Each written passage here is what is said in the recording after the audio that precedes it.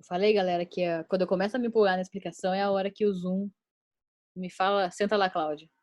Me tira da concentração aqui. Vou esperar a turma voltar pra gente continuar.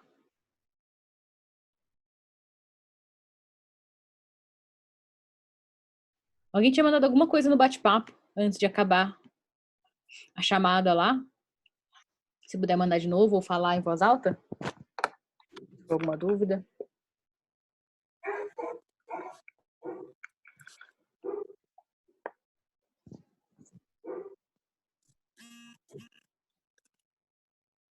O povo está voltando.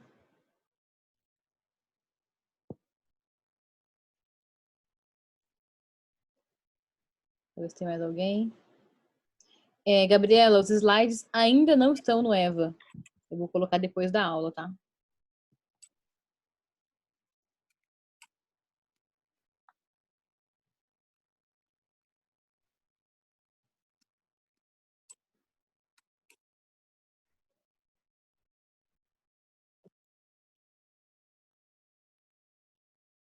Será que todo mundo já voltou?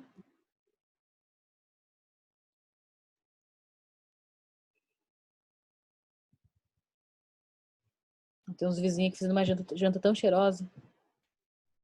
Dá vontade de ir na casa deles.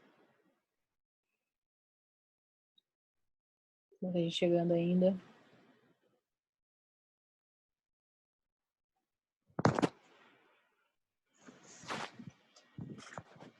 Agora todo mundo já voltou. O que esses caras pesquisavam? Eu estava começando a falar de que eles pesquisavam.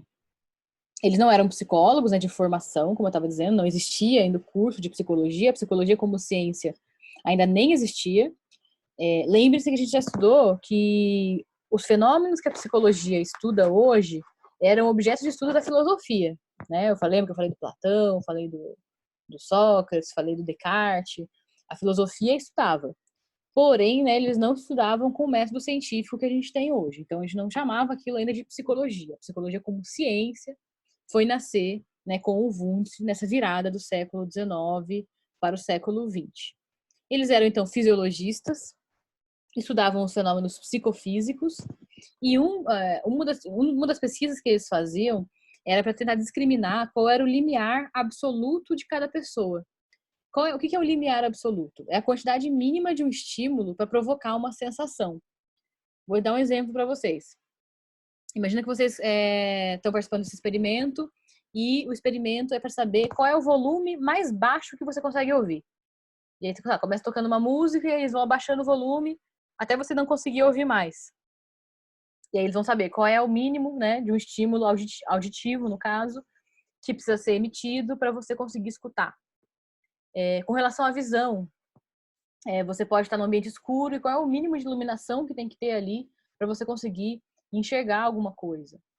Com relação a tato, né, qual é o mínimo de toque que alguma coisa tem que, né, provocar em você para você conseguir sentir esse toque, né? Às vezes, sei lá, um papel tocado de levinho na sua pele, você nem consegue perceber, né?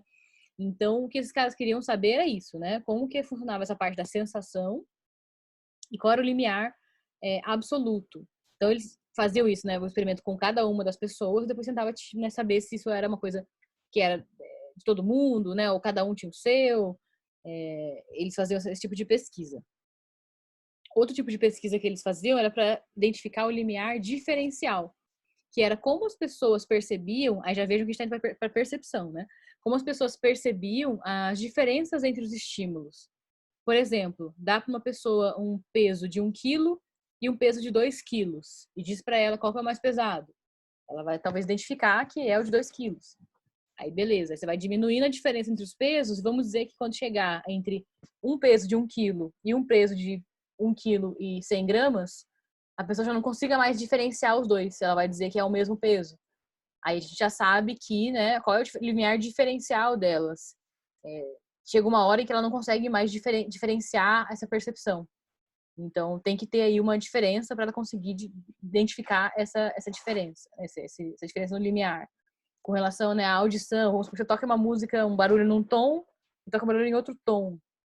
E até que a pessoa vai conseguindo Ele vai modificando o tom, aproximando, né, o tom da música ou do som, até a pessoa não conseguir mais ver a diferença, né? As cores, a gente pode falar das cores, a gente falou um pouco disso sobre os esquimós, né, que eles conseguem ver as cores de uma forma diferente, eles têm um limiar diferencial muito mais sensível para a cor branca do que nós.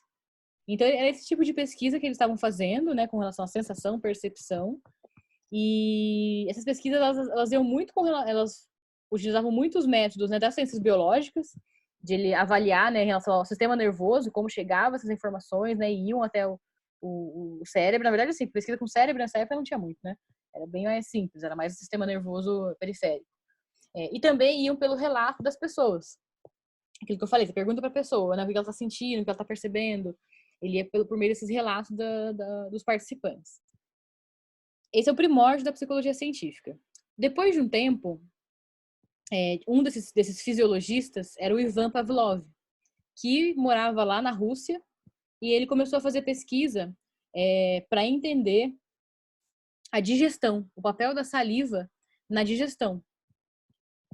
Ele fazia esse estudo com cães, ele estava pesquisando o efeito da saliva na digestão, e acidentalmente ele observou uma coisa que estava acontecendo nessa pesquisa dele. Não era isso que ele estava pesquisando, mas ele observou acidentalmente. Ele observou que os cães começavam a salivar antes de serem alimentados. E aí ele começou a se perguntar, né, o que está acontecendo? Porque o normal é a gente salivar, a gente, um cachorro, qualquer organismo, né, organismo animal, na apresentação de uma comida. Se a gente vê uma comida, a gente sente o cheiro de uma comida, a gente está comendo, né, a gente começa a salivar, porque isso faz parte do processo digestivo. No caso dele, ele viu que os cães estavam salivando antes de serem alimentados, antes mesmo de ver a comida, de sentir o cheiro da comida. Ele falou, né, uai, o que está acontecendo? E, além disso, ele observou uma outra coisa. Isso só acontecia com os cães que já estavam ali há algum tempo. Quando colocavam um cachorro novo no experimento, esse cachorro novo não salivava antes de aparecer o alimento. Salivava realmente quando aparecia o alimento. E aí ele começou a se questionar sobre isso, né? Por que isso estava acontecendo? E ele só conseguiu saber isso porque ele estava fazendo a pesquisa sobre salivação e ele tinha um dispositivo que, né, ficava conectado, né, à glândula salivar do cachorro e conseguia captar a quantidade de saliva que ia caindo ali. Eu vou mostrar para vocês um vídeo que mostra justamente como era feito esse tipo de experimento. Se vocês não estiverem conseguindo ouvir o vídeo, vocês me falam, tá? Que eu paro ele.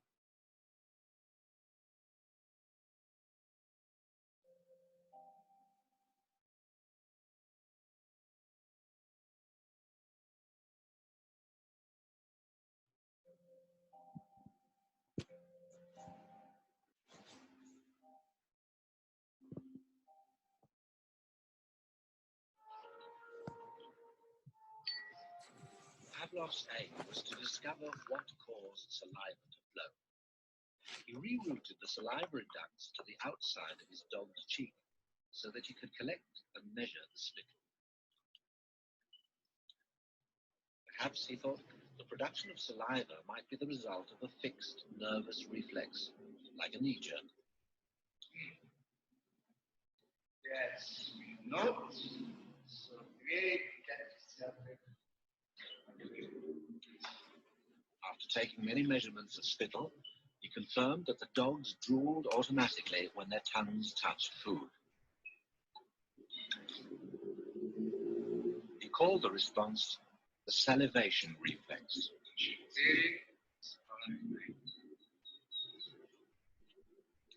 Хорошая собачка.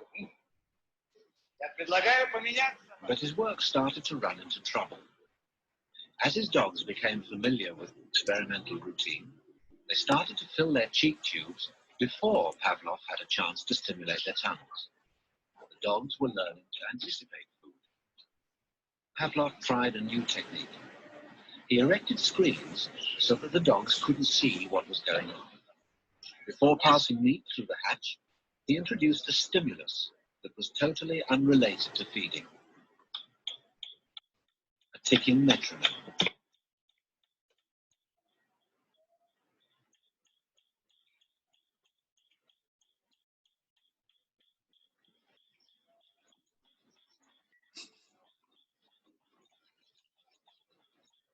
first, the dog dripped saliva into its cheek tube only when the food appeared. But after a number of trials, the dog began to connect the ticking with the arrival of meat.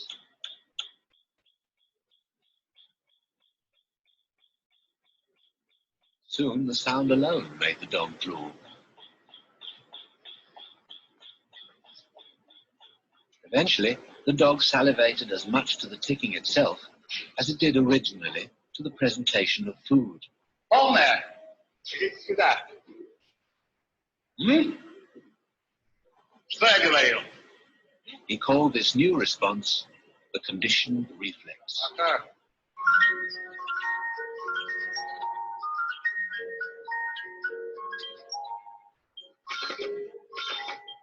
Whatever the stimulus, his dogs could soon be conditioned to produce saliva.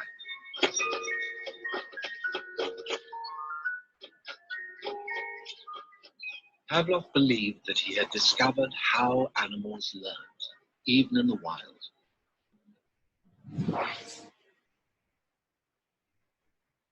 Então, esse vídeo mostra, né, um pouquinho desse experimento que o Pavlov estava fazendo, onde ele conseguiu descobrir, então, né? Ops, não vou mudar o slide. O princípio do que ele chamou de condicionamento clássico. Por que isso acontecia? O que ele conseguiu descrever por meio desse experimento? A comida, ela é um estímulo que é incondicionado. Ou seja, a comida produz a salivação porque a gente tem um reflexo de salivar mediante um alimento. Isso a gente não precisa aprender. Isso é uma coisa, não envolve aprendizagem. Todo mundo já nasce sabendo, tá? Depois a gente vai ver outros reflexos que a gente tem, mas assim, a gente não nasce sem saber nada. A gente já nasce com alguns comportamentos que são para nossa sobrevivência. Se a gente precisa da saliva para fazer a digestão, todo o processo digestório acontece por reflexo. Não acontece porque a gente voluntariamente deseja produzir saliva. A salivação era a resposta, então, incondicionada. Então, apresentou a comida, o cachorro saliva. O que aconteceu no meio do caminho? Né? Ele viu que se outro estímulo, por exemplo, uma campainha, um metrônomo, uma musiquinha, qualquer barulho, né? Mas eu vou usar aqui campainha, for apresentado com certa frequência junto do estímulo incondicionado, a comida, provocará a mesma resposta associada ao estímulo incondicionado, ou seja, a salivação. Logo, apenas apresentando a campainha, que é o estímulo, então, agora, né, condicionado. Pense em condicionado como uma coisa que está associada, que está emparelhada, que está pareada, né? Então, apresentando só a campainha, que foi o estímulo, condicionado, evocou a salivação, que agora, então, era uma resposta condicionada. Então, ao longo do experimento, o cachorro foi aprendendo, isto é, ele foi sendo condicionado a emitir a resposta da salivação mediante a apresentação apenas da campainha, mesmo que não tivesse comida mais ali.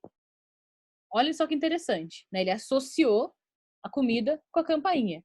Logo, a campainha, que não existe nenhum reflexo, né? Que a gente nasça para ouvir campainha e salivar, não tem nada a ver uma coisa com a outra, né?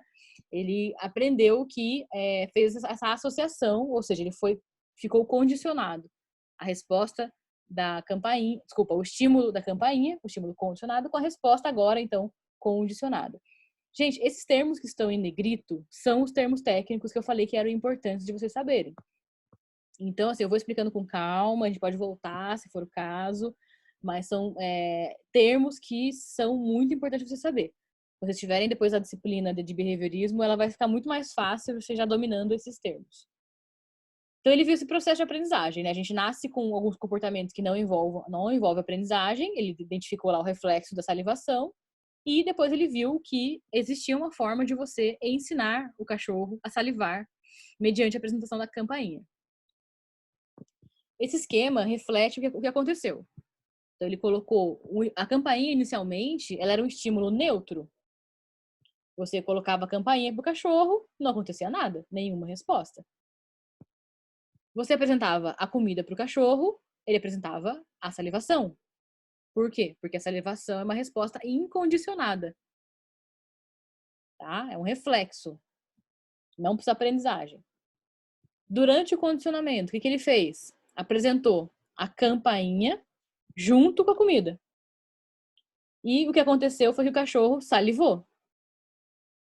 Depois do condicionamento, ele apresentou só a campainha, que agora já era um estímulo condicionado. E a resposta que a campainha eliciou foi a salivação, que agora passa a ser, então, uma resposta condicionada. Ele chamou esse processo de condicionamento clássico. E eu queria saber se até aqui tudo bem. Tudo bem com esses termos, tudo bem com esse processo? Tá fácil, tá difícil, tá rápido, tá lento? Me falem aí como é que tá, que esse aqui é muito importante pra gente poder seguir. Isso, não tô vendo vocês mais. Como é que tá aí, gente? Vocês dormiram? Tudo bem? Tudo bem? Tranquilo? Professor, pra mim tá Oi, bem fácil de entender, pra que falar a bom. verdade. Tá. Não entendi como ele associa a comida com os barulhos. Unicamente pelo fato de que eles eram apresentados juntos, Mariana. É só isso que ele fazia. Apresentava na mesma hora e pronto. Aconteceu o pareamento. Era só isso que ele fazia. Tá? Professora, por que ele fez esse experimento no cachorro e não nos ratos? Não sei, Marcos. Porque ele estava pesquisando cachorro. Não sei se de repente o rato seria mais difícil dele captar dele conseguir recolher, né, a saliva. Não sei se por ser um animal muito pequeno. Não sei de te falar, não, mas ele fez com cachorro. Depois a gente vai ver que o Skinner vai fazer muito experimento com rato. O Skinner, que é um precursor, né, desculpa, o oposto de precursor, ele veio depois. Que ele vem depois, né, do Pavlov, depois do Watson, ele é mais contemporâneo. E ele vai fazer com ratos. Mas, bom, gente, então até aqui tudo bem? Até aqui tudo bem, maravilha. Estou muito feliz que vocês tenham entendido. Beleza, né? Falei para vocês que a salivação, ela é um dos reflexos. É um reflexo não apenas do cachorro. Nós, seres humanos, também, né? Põe um prato de comida na sua frente e você saliva, né? E chega uma hora em que a gente, mesmo não tendo prato de comida na nossa frente, a gente saliva também. Vou dar um exemplo para vocês. Você vê aquele arco amarelo que forma um M, já começa a salivar. O arco amarelo não significa nada na sua vida, né? Quando você nasceu, ninguém não nasceu com esse potencial para salivar diante de 2 arcos amarelos. Mas a sua história de vida, você foi no McDonald's, você comeu o lanche lá, achou gostoso, logo você vai ver o arco amarelo estava junto, né? Estava presente nesse ambiente. Logo você vai ver depois o arco amarelo sozinho e já vai remeter, né, a essa experiência. Por isso que a experiência tem a ver, como uma colega falou, né? A experiência é que vai fazer a gente ter esse condicionamento. Tô dando o exemplo do McDonald's aqui, eu sei que não é todo mundo que gosta, mas qualquer coisa. Vamos supor que tem uma música que toca no comercial de sei lá, de um refrigerante que você gosta. E aí você depois passa, né, a ouvir a música e já, ó, dá uma vontade de tomar aquele refrigerante. Então isso também é uma resposta que foi condicionada, tá? O ser humano tem esse reflexo da salivação e temos outros também. Todos esses reflexos, gente, são comportamentos que são inatos, ou seja, a gente já nasce sabendo, ó, reflexos do recém-nascido. A minha filhinha vai nascer daqui a alguns meses e já vai saber fazer tudo isso aqui, ó, que maravilha, ser gênia. Sucção. Por que vocês acham que a gente nasce com reflexo de sucção? Quando a gente coloca um objeto na boca ou nos lábios de um bebê, ele suga. Por que vocês acham que isso foi importante para nossa sobrevivência ao longo da nossa história?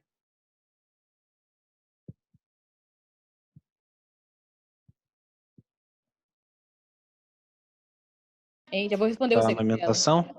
Exatamente. Se o bebê, você tivesse que ensinar ele a se alimentar, até lá ele já morreu. E pode ser que você nem, né, tenha... Pensa lá antigamente, né? A gente como organismo que não sabia falar, que não sabia ensinar, né? A gente poderia perder, né, o filho por conta disso. Então, é um comportamento que é importante que seja reflexo para que a gente possa sobreviver. Então, o bebezinho, você põe qualquer coisa na boca dele, é um estímulo para que ele sugue. Não necessariamente o seio, né? Você pode pôr um objeto qualquer, uma madeira, dedo, etc. E ele tem esse reflexo de sucção. Outro reflexo que ele tem é que se você tocar na bochecha ou no canto da boca, ele vira. De maneira que ele, né, encosta a boca no objeto que você colocou. Né? Então você coloca aqui, ele vira para cá. Que é mais uma forma, né, esse reflexo de rotação, de girar a cabeça, mais uma forma de estar mais perto do alimento, né? De conseguir encontrar o alimento. Pensa que o bebê recém-nascido, ele não tem tônus muscular, né? Ele não consegue engatinhar até um alimento. Ele precisa, né, recorrer ao que ele consegue fazer. Se ele consegue virar a cabeça, é o que ele vai fazer. O reflexo de engolir. Engolir é um reflexo, gente. Quando você tem um alimento na boca, a resposta de engolir também é uma coisa reflexa. Ninguém te ensinou isso. Ninguém te falou, então, quando você tiver com leite na boca, você engole, tá? Não é assim que funciona, a gente já nasce sabendo. O reflexo de espirrar.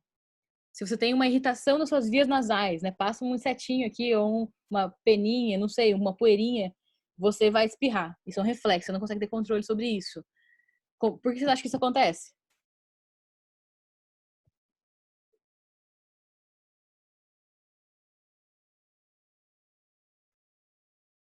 Por que espirramos?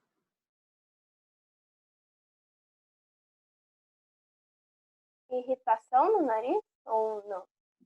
Sim, mas essa irritação é o estímulo, certo? Sim, E aí você espirra. sim. Por quê? Isso, menina, Pra- não tem ideia. Limpar os pulmões. O Oi, para pulmão. limpar os pulmões. Alguém colocou aqui proteção, né, Nicole? O Alexandre, defesa do organismo. É uma forma do corpo expulsar o que não deveria estar ali. Exatamente. Se você não tivesse esse reflexo de espirrar, imagina que tem um inseto, né, voando perto do seu nariz, ou uma poeirinha ali, e você acaba aspirando aquilo, né? Você pode morrer, você pode pegar uma doença. Enfim, você precisa ter o livre ali, né, a parte da respiração, para você conseguir pegar o ar. Então, veja como é importante a nossa sobrevivência. Tem um reflexo chamado reflexo de Moro. Quando tem barulhos altos e súbitos, ou então quando você também pega o bebê, segura ele assim, vou te dar uma boneca aqui, vou mostrar pra você. Pega o bebê, vou mostrar um vídeo que vai ter isso. E você, né, faz como se ele fosse cair de algum lugar, e ele sente essa perda de apoio, ele abre os braços e pernas assim, de uma vez só. Então, tanto o barulho alto, quanto ele achar que ele tá caindo de algum lugar, faz com que ele abra os braços e as pernas, né?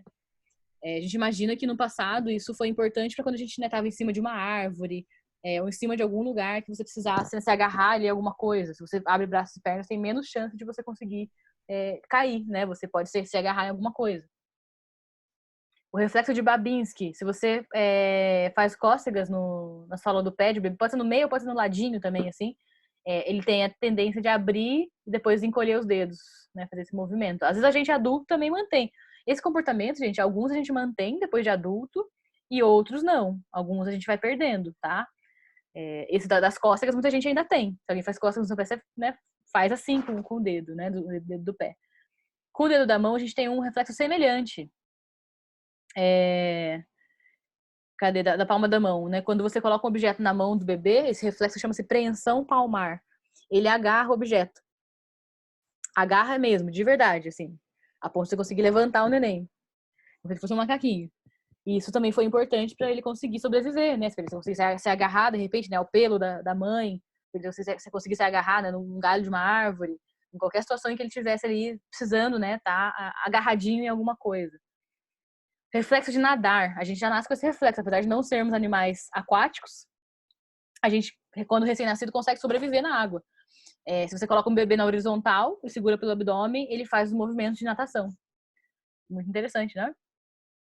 E também temos o reflexo de caminhar. Se você coloca o bebê na vertical, segura, né, os bracinhos dele e deixa ele com o pezinho tocando no chão, ou alguma superfície, né, como uma mesa, assim, ele faz os movimentos com a perna de caminhada.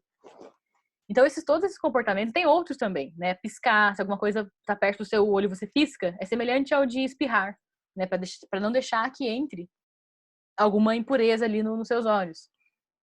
Aquele reflexo, já devem ter visto isso no CSI, ou alguma série de investigação, da pessoa colocando uma lanterna nos olhos de uma pessoa para ver se está morta ou se está viva. Se a pessoa estiver viva, os olhos, quando você põe uma luz alta, você pode fazer o teste em casa. Pega uma lanterna e põe no seu olho, liga, e olha pro espelho, né? Você vai ver a sua pupila se contraindo. E quando você desliga a lanterna, ela se dilata de volta, né? É uma forma da gente ter um controle da entrada de iluminação. Isso a gente não faz porque a gente quer. Isso é um reflexo do nosso corpo, tá? Como eu falei, alguns a gente perde, né, com o tempo, porque acaba não tendo tanta serventia pra gente depois de um tempo. E alguns a gente mantém. Como, por exemplo, da salivação, esse dos olhos, espirrar, de pôr o dedo e seu olho fechar, isso tudo a gente mantém. Eu trouxe um vídeo que fala sobre os reflexos do recém-nascido, que mostrando como funcionam todos esses, né? Mostrando o bebezinho fazendo. Só que se der tempo, eu vou passar. Se não der tempo, eu vou mandar para vocês verem depois. É só uma ilustração do que eu estou explicando. Mas isso é legal vocês saberem, que a gente tem nem todos os nossos comportamentos são aprendidos. Nós temos comportamentos que nós já nascemos com eles. São os reflexos. Muito bem. E o que acontece, né, quando você coloca o reflexo, então, junto com outra coisa? Pode ser uma sineta, pode ser uma luz, pode ser qualquer coisa. Uma cor, sei lá. Quando você coloca os dois simultaneamente, você tem um evento chamado contiguidade. Guarde essa palavra, que é uma palavra importante também. Contiguidade é a ocorrência simultânea ou quase simultânea de dois eventos. Colocar a comida para o cachorro e pôr o barulhinho é um exemplo de contiguidade, tá? E para que o comportamento mude, ó, pergunta que fiz no começo da aula, na visão do Pavlov, para que o comportamento mude, para que ocorra a aprendizagem, então, é suficiente que dois eventos estejam associados. Algumas vezes, somente uma vez, outras vezes com mais frequência. No caso dos cães do Pavlov, ele fez isso repetidas vezes, né, a ponto do cachorro aprender. Em outras situações, a gente vai ver que apenas uma vez o organismo já aprende. O animal ou o ser humano já aprende, não precisa repetir muito. Né, eu vou mostrar para vocês depois o experimento do Guthrie, que ele fez com gatos. Ó, então já temos aí gato na lista, cachorro. Ele fez com gato. Que ele colocar. Depois vou contar para vocês como que funciona. Numa vez só o gato já aprendia o que tinha que fazer. Então, associando os dois eventos, as coisas, né, acontecem, a aprendizagem ocorre. Como é que pode ser esse mecanismo da contiguidade, né? A gente tem diferentes tipos de emparelhamento ou de pareamento, são palavras semelhantes, tá? Emparelhamento e pareamento. A gente pode tanto, né, ligar a campainha. Depois de um tempo dela ligada, a gente apresenta a comida, como a gente vê aqui no emparelhamento retardado, né? A comida vem um pouco depois da campainha. A gente pode ligar a campainha, desligar a campainha e depois colocar a comida, como a gente vê aqui no traço. A gente pode colocar os dois exatamente simultaneamente, né? Como fala aqui no simultâneo, exatamente juntos. Põe a campainha e põe a comida e tira os dois na mesma hora. Ou a gente pode colocar a comida e depois a campainha.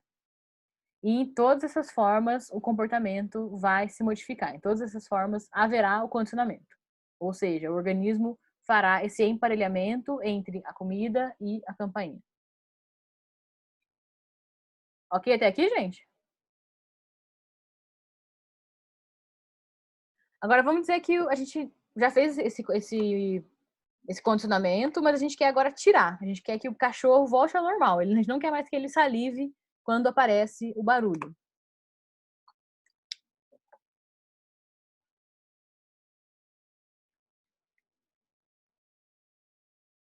Vamos ver como a gente faz para tirar para eliminar um comportamento.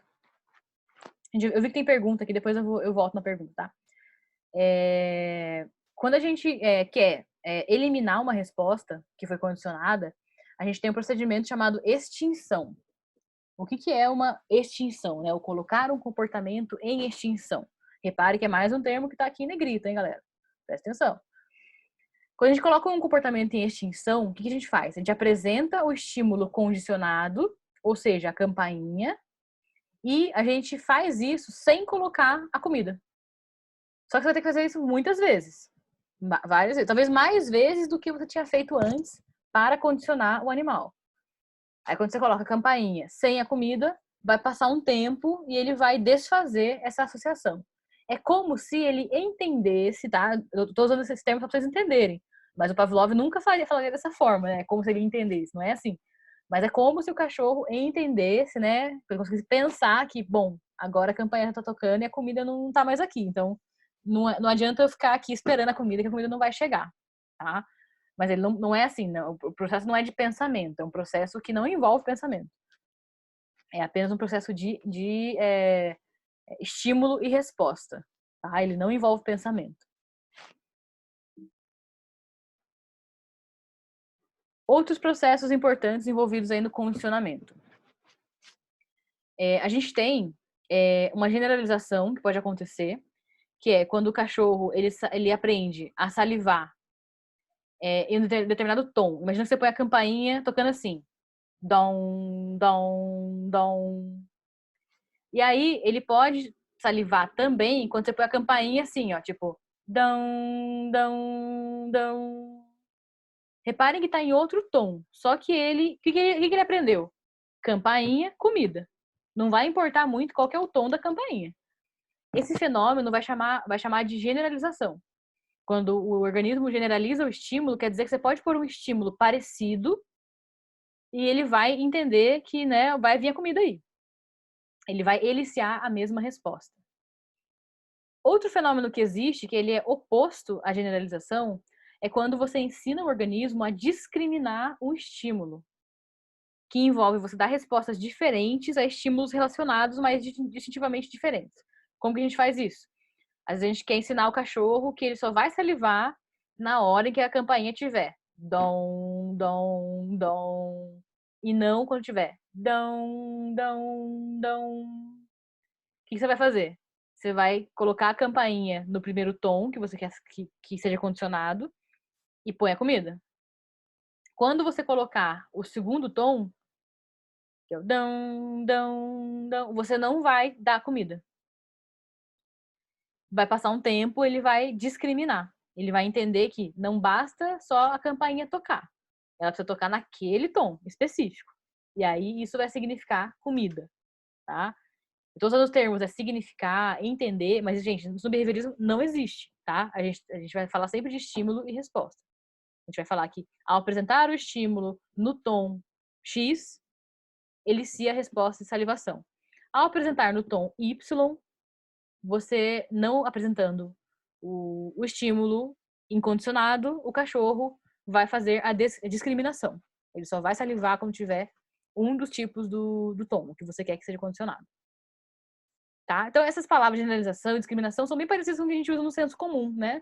Quando a gente fala assim, a pessoa tem um comportamento discriminativo. Quer dizer que, né, sei lá, um tipo de pessoa ela gosta, um tipo de pessoa ela não gosta. Então, é uma forma de se separar as coisas, né? E generalização, mesma coisa. Quando você fala, a pessoa, sei lá, ela vê uma mulher que não trabalha e já acha que todas as mulheres não trabalham, né? Então, é um exemplo de generalização. A pessoa já entende que todos, né, que são parecidos, agem da mesma forma. Então, é semelhante ao que a gente usa no senso comum, tá? Gente, daqui a pouco vai acabar nosso tempo aqui. Deixa eu ver se falta muito ainda. Não, falta muito não. O que eu vou fazer? Eu vou terminar essa parte do Watson, do Pavlov, e vou dar um exercício para vocês fazerem. Aí a gente sai para o intervalo, vou deixar um tempo a mais para vocês fazerem o exercício, e a gente retorna para discutir os exercícios, tá bom? Só para garantir que vocês estão essa parte aí bacaninhas. O Pavlov também descobriu que a gente é condicionado de formas aí que podem ser chamadas de condicionamento de ordem superior. O que é um condicionamento de ordem superior? Imagina que você condicionou o cachorro com relação à campainha. Apresentou a comida, apresentou a campainha, depois de um tempo apresentando só a campainha, ele saliva. Beleza, você fez o condicionamento. Passou um tempo, você condicionou ele o seguinte. Você apresentou a campainha, ele salivou, você apresenta uma luz junto.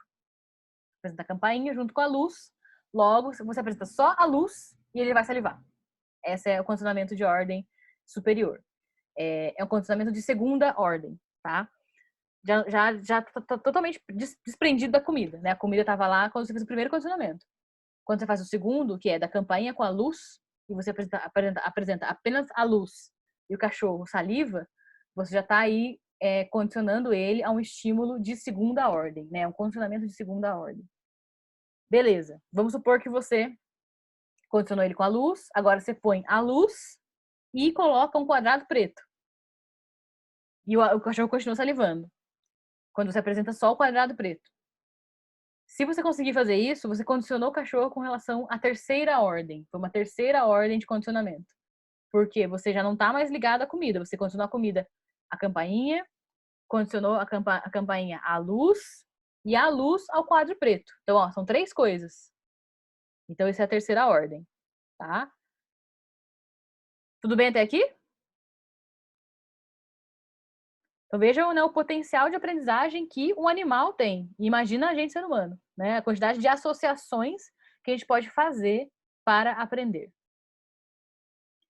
Gente, então, como eu falei, né? Até aqui essa parte do Watson que eu queria explicar para vocês. Eu vou dar alguns exercícios para a gente, né, saber se ficou claro, se tem alguma dúvida. Agora são 8h19, tá? Então, eu vou dar o exercício, vou deixar 20 minutos para vocês fazerem o exercício, mais os 20 minutos do intervalo, que a gente já teria mesmo.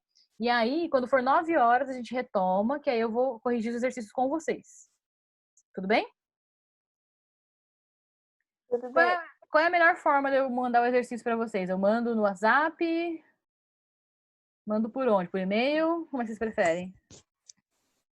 Como fica mais Eu fácil? acho melhor pelo WhatsApp, professora. Tá. Mando para Nicole? Ela manda para vocês? Pode ser? Pode ser, eu não sei Nicole, se você tá aí? na aula aqui. Ô, Ronaldo, se eu pôr no chat, não sei se de repente vai cair a ligação depois e vocês vão perder o arquivo. Eu prefiro mandar no WhatsApp. Cadê? Funcionamento do segundo.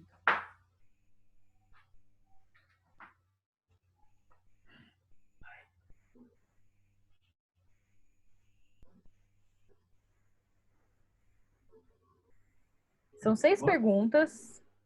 Coisa simples, tá, pessoal? Depois a gente corrige para ver o que vocês acharam. Já mandei, Nicole, por favor, caminha aí para a turma. Gente, até logo então. Daqui 40 minutos eu retomo para a gente poder fazer a correção dos exercícios. Bom intervalo para vocês. Obrigada, professora.